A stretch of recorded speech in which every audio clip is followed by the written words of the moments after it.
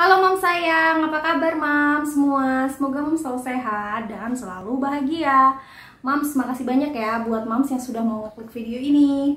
Di sini Bu Bidan akan bahas tentang macam-macam pup pada bayi di usia di bawah 1 tahun ya Mams. Yang pertama itu adalah pup hari pertama begitu bayi lahir.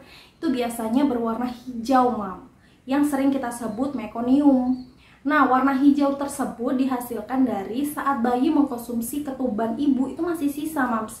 Jadi begitu dia lahir, dia tuh berasal dari perut ibu yang sudah mengkonsumsi air ketuban gitu. Nah, si air ketuban itu sudah bereaksi di dalam sistem pencernaan bayi. Makanya di hari pertama, padahal bayi nggak konsumsi ASI, dia mengeluarkan pup. Itu adalah sisa-sisa dari dia konsumsi ketuban dari ibunya.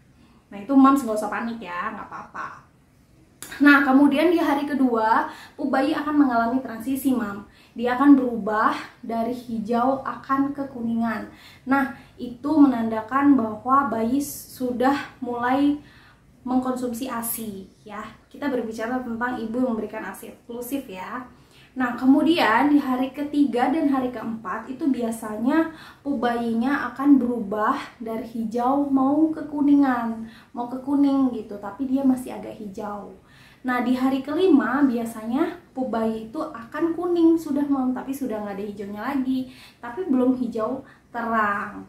Nah, biasanya ada hal yang terjadi di hari ke-6, yaitu pup bayi bisa berwarna hijau dan berbiji.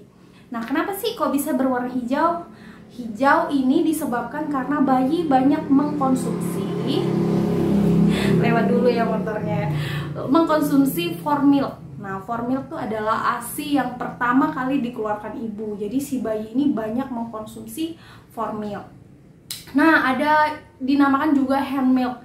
Hand milk ini adalah ASI sesudah formil. Jadi formil ini adalah ASI pertama kali, biasa terjadi di hari pertama dan sampai hari ketiga, Mams. Tapi kalau hand milk nih setelah hari ketiga dan seterusnya itu dinamakan hand milk. Nah, konsistensinya berbeda. Kalau formil itu lebih encer, Mam, tapi kandungan antibodinya lebih tinggi daripada hand milk. Jadi hand milk ini konsistensinya lebih padat dan lebih keruh gitu. Jadi isinya sudah ada lemaknya gitu, kondisi lemaknya ada. Tapi kalau formil itu antibodinya lebih banyak gitu untuk sistem imunitas bayinya. Ya, bisa juga warna hijau di hari ke-6 itu disebabkan karena ibunya banyak mengkonsumsi sayuran dan vitamin lainnya. Makanya si pup bayinya itu berwarna hijau di hari ke-6 dan berbiji. Jadi Mams nggak usah khawatir kalau Mams memberikan ASI eksklusif, tapi di hari ke-6 tidak langsung berwarna kuning gitu ya. Nah, di hari ke-7 biasanya terjadi perubahan pup pada bayi, itu adalah kuning berbiji, Mam. Nah, ini sudah warna kuning yang cerah. Inilah dari hari pertama sampai hari ke-7 normalnya pada baby yang diberikan ASI eksklusif. Tapi kalau misalnya nih bayinya diberikan susu formula, biasanya pupnya agak berwarna coklat ya, Mam ya. Coklat dan berbiji. Nah, seperti itu biasanya terjadi. Jadi Mams nggak usah khawatir. Nah, yang perlu diwaspadai Mams saat mengkonsumsi susu formula yaitu pup bayi berwarna coklat dan encer. Nah, itu bisa menandakan si baby mengalami alergi. Jadi lebih baik Mams mengganti merek susunya ya. Nah, kemudian ada juga bayi mengalami sembelit, Mam. Sembelit ini bentuk pupnya dia berbiji seperti di gambar ini ya. Itu menandakan bahwa si bayi mengalami sembelit. Biasanya dikarenakan susu formula yang konsistensinya padat, jadi susah dia mengeluarkan si kotoran itu, si sisa dari susu formula. Jadi lebih baik diganti ya, Mams. Ada pup yang harus Mams waspadai, antaranya pup berwarna merah, Mams. Nah, ini biasanya takutnya terjadi pada anak-anak yang sudah NPASI ya, sudah makan pendamping ASI itu di usia 6 bulan ke atas. Nah, warna merah ini Mams yakin memang tidak berasal dari makanan yang dia makan sebelumnya yang warna merah.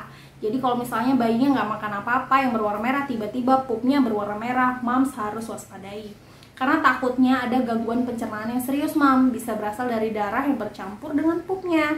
Nah, jadi harus cepat-cepat diperiksa ya, Mams.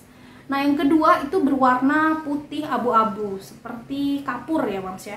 Nah, jadi itu harus diwaspadai karena biasanya kalau pup berwarna putih abu-abu itu bisa mengarah ke sistem hati ya Mams ya. Jadi si lever itu hatinya sudah mengalami serosi atau perlukaan di hatinya, di ulu hatinya.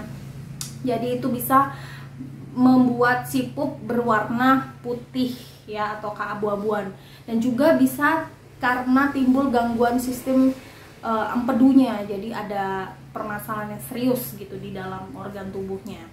Nah, jadi Mams harus cepat-cepat bawa ke rumah sakit, langsung periksakan ke dokter ya Mams. Nah, kemudian yang berwarna hitam, ini juga harus Mams waspadai.